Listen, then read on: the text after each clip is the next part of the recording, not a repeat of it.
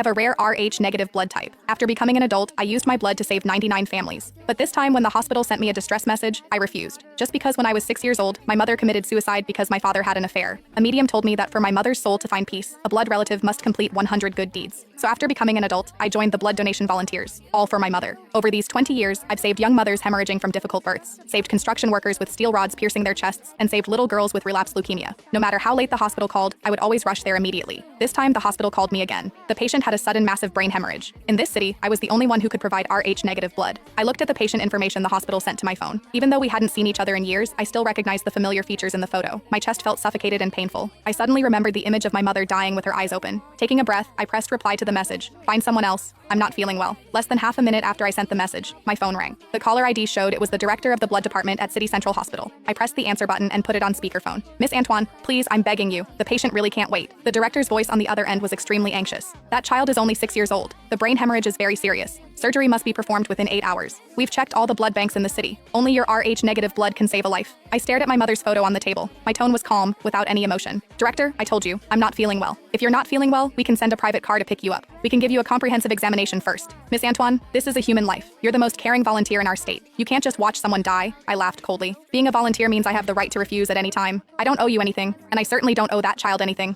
After saying this, I hung up directly and pressed the power button. The room instantly became quiet. I looked at my mother's gentle face in the photo, my fingers clenched tightly into fists. Just one more good deed, and my mother could find peace. But this 100th good deed, I would absolutely never do for my enemy's son. But I was thinking too simply. Less than 10 minutes later, my backup work phone suddenly lit up. Only a few important clients and the community manager knew this phone number. I looked at the unknown number on the screen and pressed answer. Is this Miss Antoine? The male voice on the other end was extremely anxious and accusatory. I'm a reporter from the state TV station. The entire internet is looking for you right now. The 6-year-old boy with brain hemorrhage at City Central Hospital. Why won't you save him? Do you know your behavior is equivalent to murder? I gripped my phone tightly, my eyes completely cold. Murder? By your logic, that child's biological parents murdered someone 20 years ago. Why don't you investigate that? I hung up directly and blocked the number. I opened my tablet next to me and clicked on the local news live stream. On the screen was the scene outside the emergency room at City Central Hospital. A well-dressed woman was kneeling on the floor outside the emergency room door, crying hysterically. Please everyone help me. Help me find that volunteer. As long as she's willing to donate blood to save my son, I'll kowtow to her. I stared at that face on the screen. Even if she turned to ash, I would recognize her. Garcia. In the footage, a middle-aged man in a suit walked into frame. He bent down to help Garcia up, facing the reporter's camera with a face full of indignation. I don't understand what this volunteer is thinking. The hospital said she's donated blood for free 99 times, so why won't she save my son? If it's about money, I can give her 1 million, 10 million. Gabriel spoke through gritted teeth to the camera. A 6-year-old child is lying inside waiting for his life to be saved. How can she be so selfish? I hope all the netizens can help me find this person. I want to ask her to her face if her conscience has been eaten by dogs. The comments in the live stream instantly exploded. This volunteer is disgusting. The 99 times must be fake data. When it comes to the real thing, she shrinks back. Dox her. Force her to donate blood. Right, we can't let this cold-blooded animal get away with